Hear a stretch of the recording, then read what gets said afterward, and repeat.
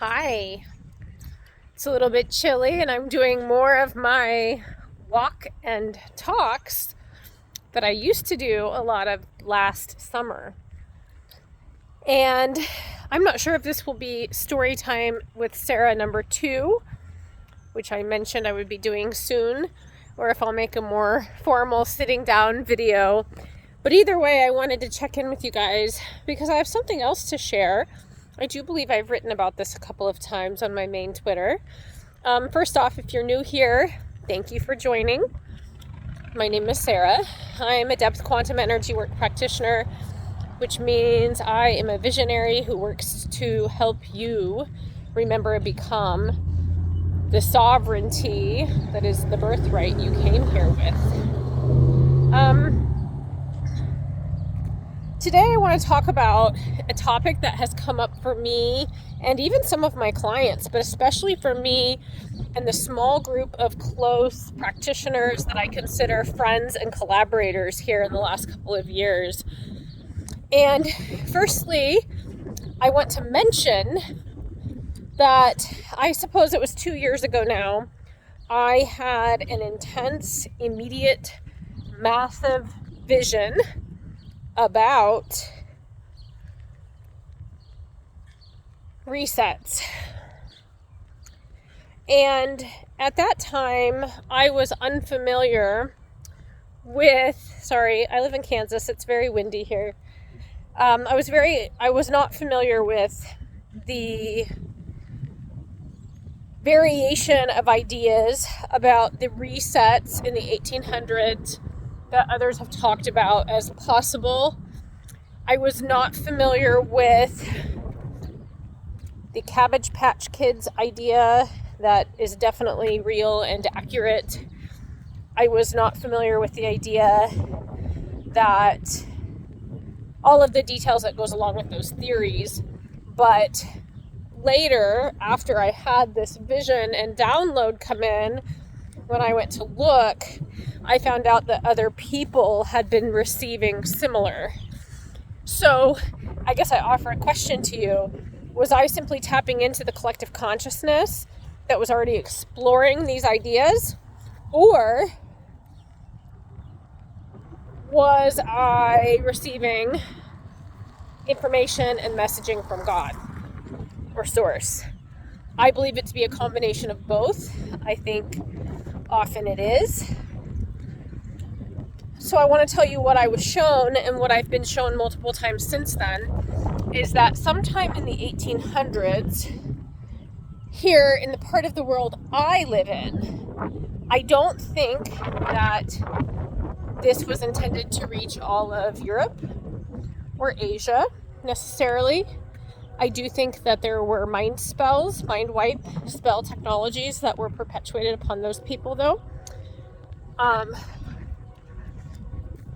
Or perhaps some recall, but not much, of what was going on over here in the country that's now called the United States of America and its surrounding territories, Canada, Mexico, maybe some of Central America, the islands, Hawaii, Alaska. Alaska plays very heavily in the intuitive information that I receive.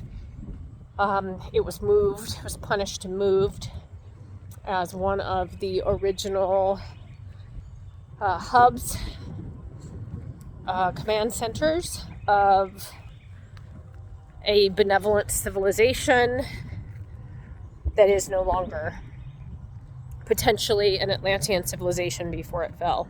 One of the many. One of the several. Anyway, what I was shown and what I've been shown many times since then is that in the 1800s sometime there was a very directed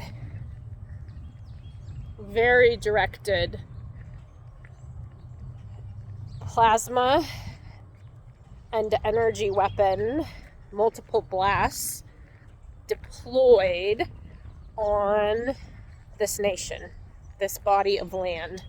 Maybe body of land is better. The creeps, the parasites who like to call themselves elites, went down in their underground bunkers And they had rituals in which people were sacrificed. They had feasts. And not only did they eat fluids and flesh and food, they consumed timelines that they destroyed in perpetuating this violence and massive sacrifice against the people of this land. I have no doubt that this happened. And I also acknowledge that there are people who say, oh, but my great-great-great-grandfather fought in the Civil War, and we have, images, we have knickknacks or items that were theirs. I know, things don't make sense. Mind wipe technology is failing. We have multiple people who have had mind wipe technology perpetuated against them without their consent, including Tony Rodriguez. If anyone's familiar with Tony's account, I find him to be one of the most authentic, sincere, truthful people right now, whistleblowing on the Prince of the Power of the Air, the satanic system that kidnaps people into space programs.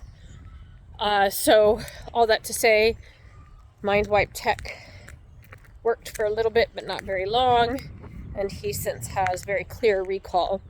So it is very likely that there was a massive spell cast against the ensouled organic humans of this world,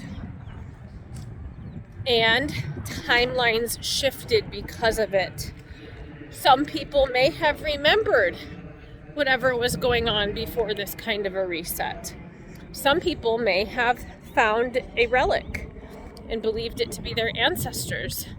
Some people may have been put into one of the many asylums that look like ancient, very fancy architecture. I can't get on for sure with the word Tartaria, because that could just be a trick, since it means Hades. It's synonymous for hell realm words. Anyway, so this attack happened. There was a massive sacrifice involved in it. We have places out in Utah and such that melted. And I'm seeing this. I'm being shown this over and over and over. I'm seeing specifics, some of which I will not share here, since I'll be putting this video out on socials.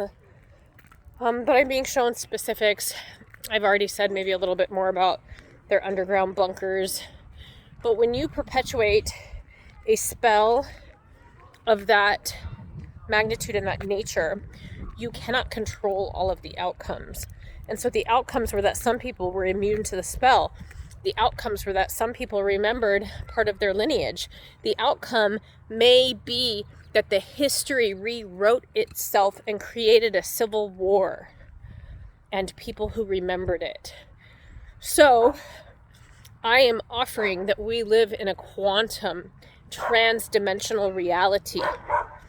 And just because one person says ABC does not mean that XYZ isn't also accurate and true. And so then I'm being shown, gosh, why do we have all these what look to be children in new black clothes repopulating? Why do we have all these pictures of adolescents, of middle school aged children repopulating, coming into cities? Very few adults in these pictures that I was seeing. It was like I was being shown a movie of pictures. So what are all these kids? Holy Spirit, tell me what's going on here. What is this? Are these burial clothes? Why are they wearing all black clothes? Why are all the boys wearing these hats, these top hats, or whatever those were? I'm being shown these things. Spirit, Holy Spirit, the one true God, source, mother, father of all creation, in one of her, him, their aspects and persons as the Holy Spirit showed me.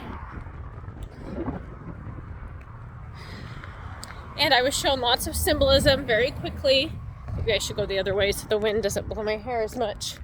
I was shown lots of symbolism very quickly, including the cabbage patches and things I had already been very well acquainted with, such as the creation of chimeric beings, the repeated genetic modification of humanity, transhumanism. All of this comes up in my work all the time.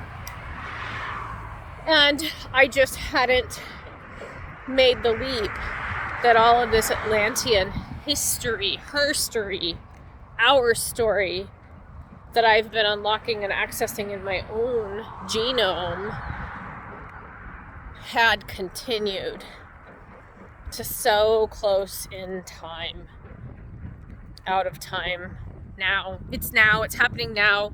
This is New Atlantis. We are carrying the Atlantean karma, and if you do not take a stand against transhumanism, artificial wombs, growing babies in petri dishes, genetically modifying humanity into transhuman robotoids and automatons, it's going to happen, and we will have failed. And this is the shift, and we are the apocalypse, and I encourage you to wake up.